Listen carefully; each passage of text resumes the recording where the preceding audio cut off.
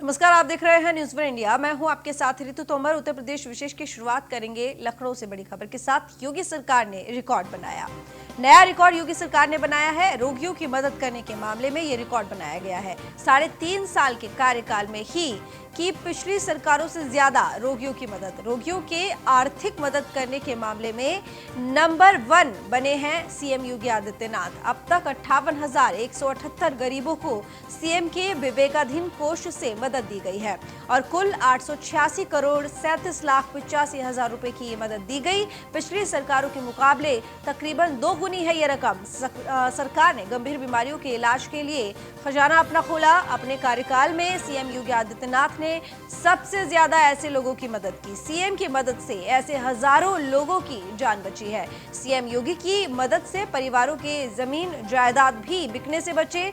सपा सरकार में मात्र 10,431 लोगों को ही ये मदद दी गई थी और कुल 447 करोड़ 84,94,948 रुपए की मदद दी गई थी। सीएम योगी ने 3.5 साल में ही ये रिकॉर्ड तोड़ दिया। पिछली सरकार से 438 करोड़ 52 लाख से ज्यादा रुपए की आर्थिक मदद दी। यही नहीं, सीएम योगी ने अनुदान देने की प्रक्रिया को भी पारदर्शी बनाया।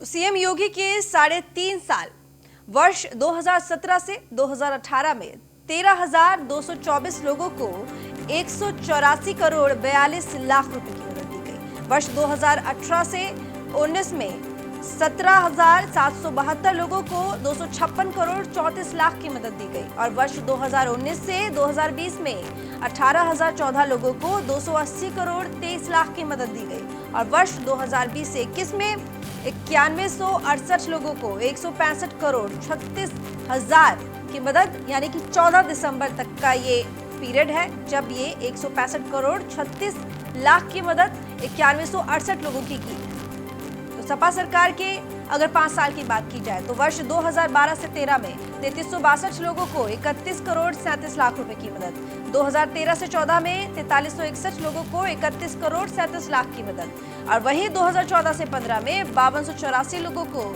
44 करोड़ 98 लाख की मदद और वही वर्ष 2015 से 16 में 8762 लोगों को 98 करोड़ 34 लाख रुपए की मदद दी गई। साथ ही 2016 से 17 में 1431 लोगों को 164 करोड़ 94 लाख रुपए की मदद सपा सरकार ने अपने 5 साल में की। तो ये इतना बड़ा फर्क सपा के कार्यकाल में और साथ ही बीजेपी की कार्यकाल में। लखनऊ से खबर, जहां पर सुजीत पांडे के परिजनों से मिले डिप्टी सीएम दिनेश शर्मा। अचानक परिजनों से मुलाकात करने पहुंचे डिप्टी सीएम ने परिजनों को निष्पक्ष जांच का भरोसा दिया। परिजनों की सुरक्षा के लिए अधिकारियों को कड़े निर्देश भी दिए। पीड़ित परिवार के घर डिप्टी सीएम के पहुंचने से अधिकारियों में हड़कंप मच गया। डिप्टी सीएम का सख्त निर्देश है कि अपराधियों को जल्द गिरफ्तार करे पुलिस की कार्रवाई से नाखुश है डिप्टी सीएम दिनेश शर्मा।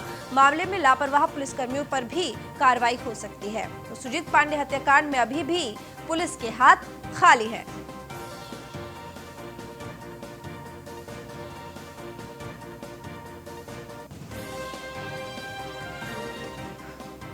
तो लखनऊ से बड़ी खबर, जहां पर सुजीत पांडे के परिजनों से डिप्टी सीएम दिनेश शर्मा मिलने पहुंचे। अचानक परिजनों से मुलाकात करने के लिए पहुंचे deputy CM Dinesh Sharma. Deputy CM ने परिजनों को निष्पक्ष जांच का भरोसा दिया। परिजनों की सुरक्षा के लिए अधिकारियों को कड़े निर्देश भी दिए।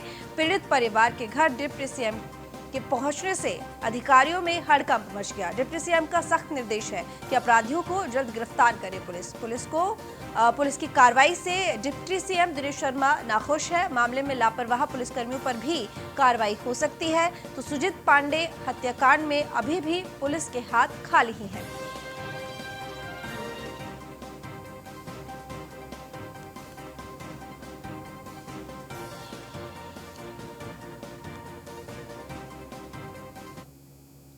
तीन दिवसीय अमेठी दौरे पर केंद्रीय मंत्री स्मृति ईरानी। कार्यक्रम में दिखाया गया पीएम का लाइव प्रसारण। स्मृति ईरानी ने किसानों को वितरण किए प्रमाण पत्र। किसानों को स्मृति ईरानी ने संबोधित भी किया। तो संबोधन में कांग्रेस पर जमकर हमला बोला स्मृति ईरानी ने। तो स्मृति ईरानी केंद्रीय मंत्री जो कि फिलहाल अमेठी के 3 दिवसीय दौरे पर है, ये इस वक्त दौरे पर गई हैं जब आज पीएम नरेंद्र मोदी ने किसानों को संबोधित किया। राहुल गांधी जब अमेठी के सांसद थे तो खाद की रैक उतरवाने के लिए भी सांसद ना होते हुए भी अमेठी का किसान भारतीय जनता पार्टी के कार्यकर्ताओं के पास जाता था। राहुल गांधी जब अमेठी के सांसद थे तो खाद के लिए किसानों पर लाठीचार्ज उनके आदेश अनुसार कराया जाता था। राहुल गांधी जब अमेठी के सांसद थे तो किसान सम्मान निधि अमेठी में किसी को नहीं मिलती थी।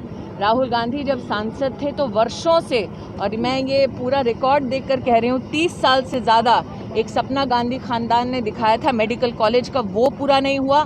अमेठी में पहली बार कृषि विज्ञान केंद्र तब बना जब मोदी और योगी की सरकार आई। अमेठी में आज जहाँ पर आप इस कार्यक्रम को देख रहे हैं वहाँ पर पहली बार सैनिक स्कूल, सेंट्रल स्कूल तक लाने की सुविधा अगर प्राप्त करवाई गई तो नरेंद्र मोदी और योगी जी की सरकार के माध्यम से करवाई गई। गाजियाबाद से सांसद वीके सिंह किसानों के साथ संवाद कर रहे हैं। इस दौरान वीके सिंह ने कहा कि वर्ष 2008 में पंजाब के किसानों ने खेती में स्वतंत्रता लेने के लिए बड़ा आंदोलन किया था। आज जब उनको स्वतंत्रता खेती दे दी गई है तो ये इसका विरोध कर रहे हैं। वीके सिंह ने कहा कि प्रधानमंत्री मोदी 2014 से लगातार ये चाह रहे हैं कि किसानों का भला हो। जब हम बेचने के लिए जाते हैं मंडी के अंदर तो हर फसल का एक स्पेसिफिकेशन है, एक उसकी ग्रेडिंग होती है और उस ग्रेडिंग के हिसाब से न्यूनतम समर्थन मूल्य के अनुरूप जो चीज होती है वो पूरा मूल्य मिलता है, बाकी को थोड़ा कम मिलता है। लेकिन वहां पर आड़तियों की मंडी के अधिकारियों के साथ जो गठजोड़ होता है, जो मिली भगत होती है, उससे हमेशा किसान को नुकसान होता है। और इसलिए आज से नहीं, बहुत सालों से इस चीज की एक किसानों के अंदर डिमांड थी, उनका हमेशा इस चीज के ऊपर आंदोलन रहा कि उनको स्वतंत्रता दी जाए। ये स्वतंत्रता अब दे दी गई। मैं पीछे के कई चीजें मैंने देखी, पंजाब के किसान आंदोलन कर रहे हैं कि जी कानून वापस करो। 2008 के अंदर बड़ा भारी इन्होंने आंदोलन किया चंडीगढ़ के अंदर। उसकी अगर आप फोटो देखेंगे उसमें से शायद कुछ युवा अब सफेद दाढ़ी वाले दिखाई देंगे आपको। वो चाहते थे स्वतंत्रता मिले, अब कह रहे नहीं जी हमको स्वतंत्रता नहीं चाहिए। तो मुझे समझ में नहीं आता कि उनको चाहिए क्या। उनको असल में किसानों का भला नहीं चाहिए। देखिए किसानों का भला किसमें होगा, उपज अगर ज्यादा होगी, आपकी लागत कम होगी तो आपकी आमदनी भी ज्यादा होगी। मुजफ्फरनगर में प्रधानमंत्री किसान संवाद कार्यक्रम का आयोजन किया गया जिसमें केंद्रीय मंत्री संजीव बालियान ने किसानों से संवाद किया।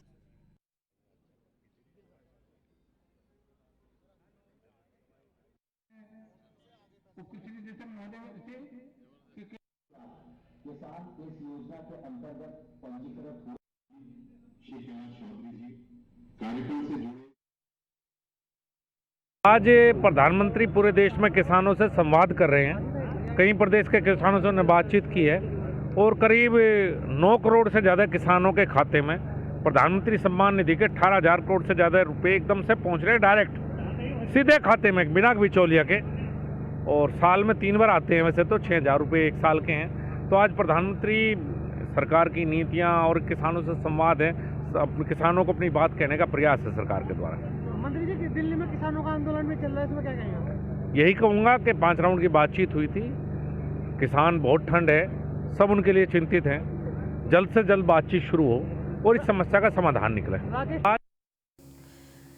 किसान आंदोलन को लेकर यूपी सरकार में आयुष मंत्री धर्म सिंह सैनी का बड़ा बयान सामने आया है। उन्होंने कहा कि पीएम मोदी के संबोधन के बाद अब किसानों को अपना आंदोलन खत्म कर देना चाहिए, क्योंकि देश में प्रधानमंत्री से बड़ा कोई नहीं है और किसानों को भी उनकी बात मान लेनी चाहिए। प्रधानमंत्री जी ने हर पहलू पर, हर बात पर, चाहे वो एमएसपी थी या चाहे कॉन्ट्रैक्ट फार्मिंग थी, हर पहलू पर आज माननीय प्रधानमंत्री जी ने स्पष्ट कर दिया। अब तो मैं तो निवेदन करता हूं कि सभी किसान भाई इस बात को उन्होंने भी पूर्णतः, ये मैं विश्वास के साथ कहता हूं कि उन्होंने भी प्रधानमंत्री जी का पूरा ये जो बुलंदशहर से खबर, पुलिस को बड़ी सफलता मिली है। पुलिस ने 3 वांटेड अपराधियों को गिरफ्तार किया। करोड़ों रुपए के घोटाले में वांटेड चल रहे तीनों आरोपी पकड़े गए हैं। घोटाले का मुख्य आरोपी मुकेश उर्फ बॉबी भी गिरफ्तार किया गया है। कुछ दिन पहले इनकम टैक्स की टीम ने छापेमारी की थी। मुकेश उर्फ बॉबी के घर और ठिकानों पर यह छापेमारी की गई थी। 24 घंटे से भी ज्यादा इनकम टैक्स की टीम सर्च कर रही थी और 24 घंटे से भी ज्यादा ये ऑपरेशन चला, जिसके बाद अब 3 वांटेड अपराधियों को गिरफ्तार किया गया है। तो अशोक कुमार हमारे संवाददाता इस वक्त हमारे साथ जुड़े हुए हैं ज्यादा जानकारी के साथ। अशोक, पुलिस को ये बड़ी सफलता आखिर कैसे मिली?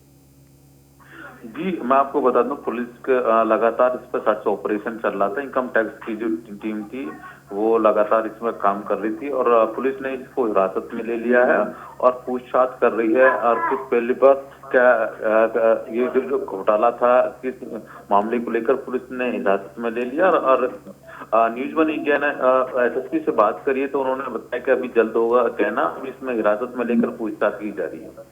ठीक, बहुत शुक्रिया अशोक तमाम जानकारी के लिए आपका।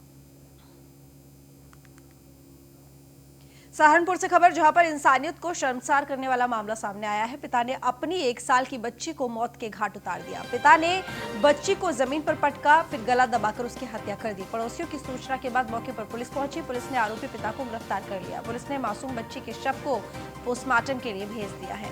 तो रिश्तों को शर्मसार करने वाली ये वारदात, बता दें किसानपुर से खबर है, जहां पर एक पिता ने अपनी ही 1 साल की बच्ची को मौत के घाट उतार दिया। ये थाना कोतवाली नगर के नूर बस्ती क्षेत्र का ये मैटर है और काफ़ी दुखद घटना है ये। इसमें एक छोटी सी बालिका को बताया जाता है, 1 साल की बच्ची को उसी के पिता के द्वारा चोट पहुंचा करके उसकी मृत्यु कारित करी गई है। इसके संबंध में बालिका की माता यानी जो अभियुक्त है उसकी पत्नी के द्वारा जो है तहरीर दी जा रही है। तुरंत ही अभियोग पंजीकृत करके और इसमें आगे जल्दी से जल्दी निष्पक्ष विवेचना करते हुए आगे वैधानिक कार्रवाई की जाएगी। ये थाना तो इंसानियत को शर्मसार करने वाला मामला, पिता ने 1 साल की बच्ची को मौत के घाट उतार दिया। तो बता दें किसानपुर से ये दूसरी खबर, जहां पर पुलिस की मुठभेड़ हुई चोरों के साथ और चोरों के कब्जे से पुलिस ने 2 तमंचे, कारतूस और चोरी का ट्रक बरामद किया। तो आरोपियों ने 22 दिसंबर को सीमेंट से भरा ट्रक चोरी किया था और पुलिस और चोरों के बीच में मुठभेड़ हुई तो पुलिस ने इन चोरों को गिरफ्तार कर लिया। तो पुलिस और चोरों के बीच मुठभेड़ हुई। पुलिस ने मुठभेड़ में 4 शातिर चोरों को गिरफ्तार किया। चोरों के कब्जे से पुलिस ने 2 तमंचे, कारतूस और चोरी का ट्रक बरामद किया। आरोपियों ने 22 दिसंबर को सीमेंट से भरा ट्रक चोरी किया था।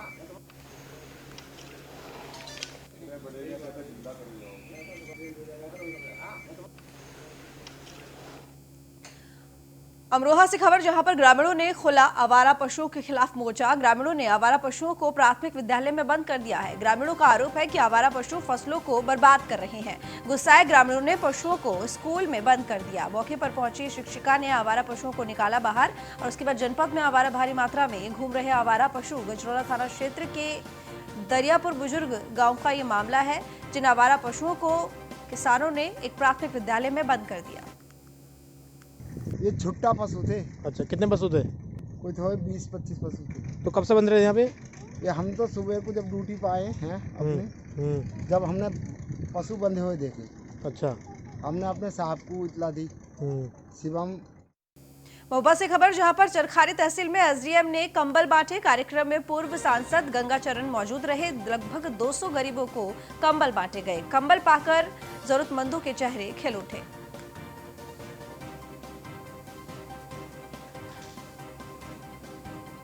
के गरीब लोगों को माननीय मुख्यमंत्री योगी आदित्यनाथ जी की ओर से कंबल वितरण हुआ। इसमें माननीय तहसीलदार साहब और एसडीएम साहब और इनका पूरा स्टाफ उपस्थित रहा। संगम नगरी प्रयागराज में मास्क से क्रिसमस ट्री को सजाया गया और इस दौरान प्रार्थना की गई कोरोना जल्द खत्म हो। प्रयागराज के लोग मिलजुल कर नया साल और बड़ा दिन मनाते हैं, लेकिन इस बार कोरोना के कारण बड़ा दिन का उत्सव फीका पड़ गया। लोगों ने प्रभु यीशु से प्रार्थना में अगले साल कोरोना खत्म होने की कामना की। बता दें कि संगम नगरी में इस साल चर्च में सीमित लोगों के साथ प्रार्थना सभाएं की जा रही हैं। सार्वजनिक उत्सवों पर प्रशासन ने रोक लगा रखी है, इसलिए लोग अपने घरों में खुद क्रिसमस ट्री बना और सजाकर क्रिसमस मना रहे हैं।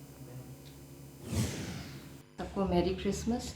और इस बार और हर बार में डिफरेंस है, बिकॉज इस बार कोविड है और हर बार हम लोग की नॉर्मल लाइफ होती थी, तो हम लोग गेट टुगेदर करते थे, पार्टीज़ करते थे एंड अपने फ्रेंड्स में खूब एंजॉयमेंट होता था। बट इस साल वो बात तो नहीं है बिकॉज ऑफ कोविड, लेकिन हम लोग ने फिर भी एक ट्री सजाया जिसमें हमने मास्क भी लगाया, जैसा कि आपको दिख रहा होगा कि मास्क भी लगाया है एंड प्रे कर रहे हैं जल्दी से जल्दी ये कोविड जो है हमारे वर्ल्ड से जाए और फिर से सबकी नॉर्मल लाइफ और हम लोग फिर से एकदम पहले की तरह एंजॉय करें। उत्तर प्रदेश विशेष के इस बुलेटिन में इतना ही। देखते रहिए न्यूज़ फ्रेंड।